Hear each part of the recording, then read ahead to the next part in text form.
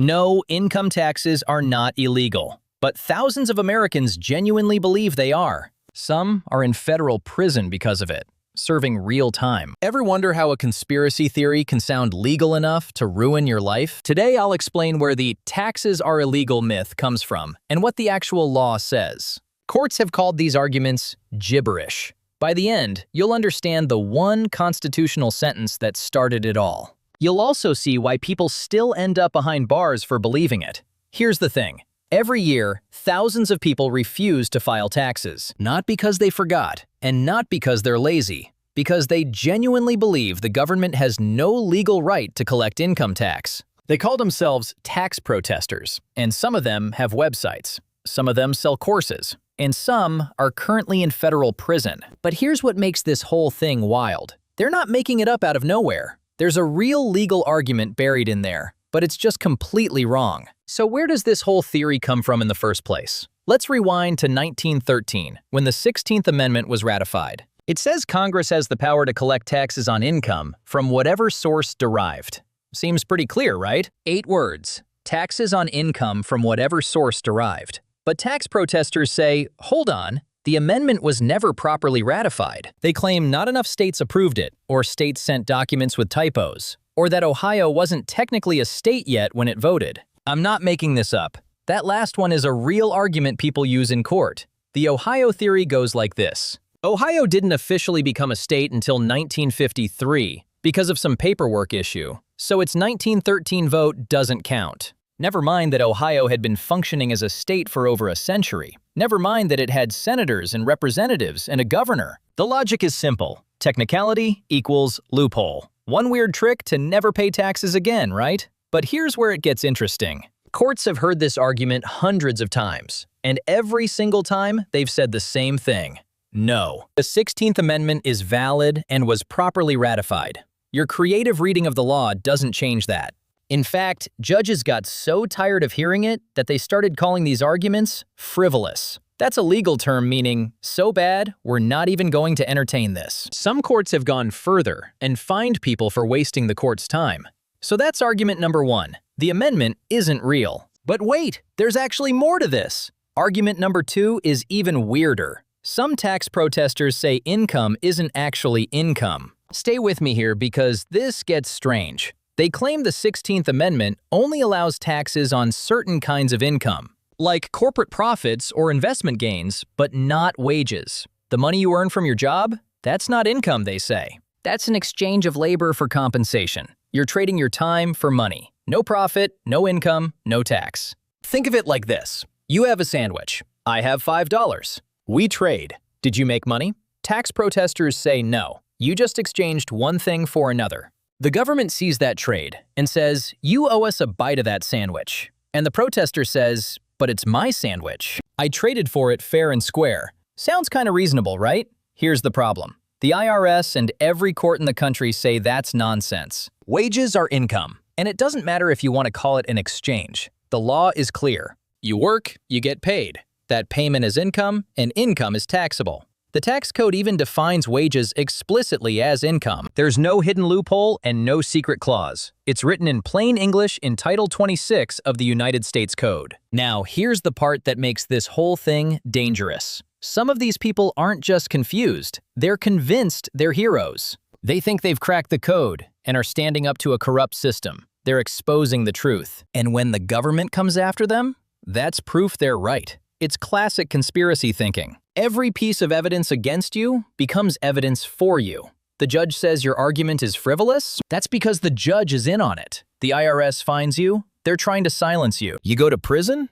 You're a martyr. The system becomes impossible to escape. Not because it's true, but because it's designed to feel true. You can't see anything else, and anyone who tries to tell you otherwise must be lying.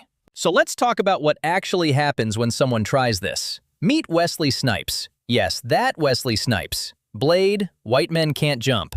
In 2008, he was convicted of failing to file tax returns for 3 years. His defense? Income taxes are illegal. He claimed wages aren't income, and the government had no authority. He hired expensive lawyers who made all the classic arguments. The jury didn't buy it, and he spent 3 years in federal prison. And he's not alone. Irwin Schiff wrote entire books about how taxes are voluntary. He sold them for decades and told people they could stop paying. Courts convicted him of tax evasion, and he died in prison in 2015. Vernice Coughlin was a FedEx pilot who stopped paying taxes for 8 years. She was acquitted in criminal court, but the IRS still came after her for the money. She had to pay everything she owed, plus penalties. Larkin Rose made YouTube videos explaining why the tax code doesn't require payment. Convicted and served 15 months. The pattern is always the same. They believe the argument and stop paying. The IRS notices, and they double down.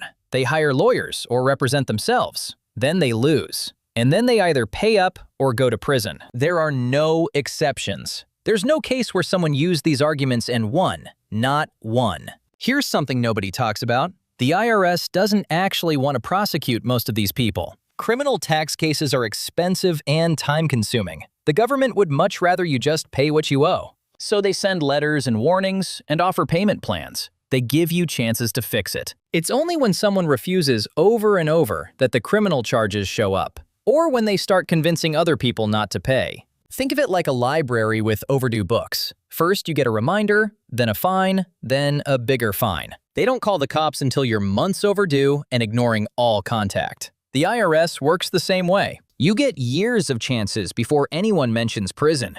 But if you stand on your lawn with a megaphone telling your neighbors that library fines are illegal, that's when things escalate. Now here's why this myth actually survives. It's not because the legal argument is good. It's because people want it to be true.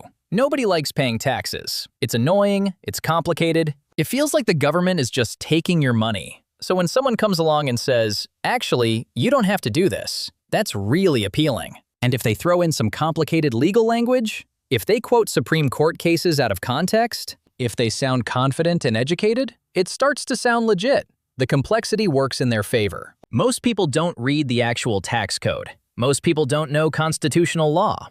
So a convincing YouTube video sounds just as authoritative as the IRS. But wanting something to be true doesn't make it true. And believing something really hard doesn't make it legal. Here's the bottom line. The 16th Amendment is real. It was properly ratified by the required number of states in 1913. Wages are income, and income is taxable. The IRS has the legal authority to collect taxes. Every court in America agrees on this. If you don't pay, they will come after you. Not because they're evil, but because that's the law. You can disagree with the law and vote for people who want to change it. You can protest it, but you can't just ignore it and hope the Constitution will save you. The saddest part? Some of the people pushing this stuff genuinely believe it. They've convinced themselves and spent years building a whole worldview around it. And when reality comes knocking, in the form of an IRS agent or a federal prosecutor, they're blindsided. They thought they were right and thought they were smart. They thought they'd found the loophole everyone else missed. Turns out they were just wrong, and expensive wrong, and sometimes felony wrong. So here's what you need to remember. The 16th Amendment was properly ratified. Wages count as income, and income is taxable under federal law. Courts have rejected tax protester arguments hundreds of times. The IRS will prosecute if you refuse to pay after multiple warnings. The myth survives because it's complicated enough to sound true. What's the weirdest tax myth you've ever heard someone actually believe? Maybe someone told you tips don't count, or that writing non-taxpayer on your return makes it true. Drop your story in the comments. The wildest one might become the next video. If this cleared something up, hit subscribe. I've got a whole playlist of myths that sound true but aren't.